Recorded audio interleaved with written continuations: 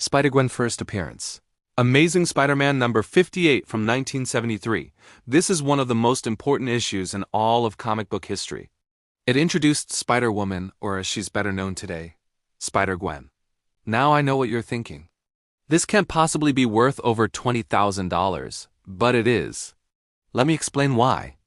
In the world of comics, there are two main categories that determine how valuable an issue can be. The first one is scarcity. If very few people own it, then it's going to be worth a lot more money, and the second one is importance. If an issue is important to the overall storyline or it introduces a new character or a new concept, then it will always be worth a lot more money. And this comic book does both. So let's talk about the story first. So back in the early 70s, Marvel Comics was in a bit of a slump. They had just come off their biggest ever hit with the introduction of the X-Men, but they needed another big idea to take them out of this slump. Enter Spider-Man. Now, at the time, Spider-Man was nowhere near as popular as he is now. He was kind of a B-list hero. So Marvel decided to do a soft reboot of the character by giving him a brand new costume and a brand new supporting character. This new supporting character would be Mary Jane Watson. She would become one of the most popular characters in the entire Marvel universe, and she also became Peter Parker's girlfriend. But Mary Jane wasn't the only new character introduced in this issue. We also got the first appearance of Gwen Stacy. Now Gwen actually becomes even more popular than Mary Jane. And when you look at the sales figures for the Amazing Spider-Man run during the 70s, it's clear to see that Gwen is definitely the biggest part of that. By the end of 1973, Amazing Spider-Man was selling over 300,000 copies per issue.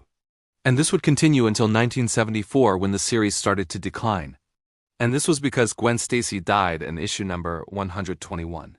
Now I don't want to spoil anything for anyone who hasn't read it yet, but it's widely regarded as one of the best issues of any comic ever.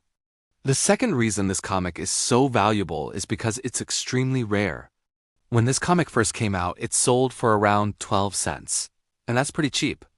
But today, Amazing Spider-Man number 58 is worth over $20,000. That's right.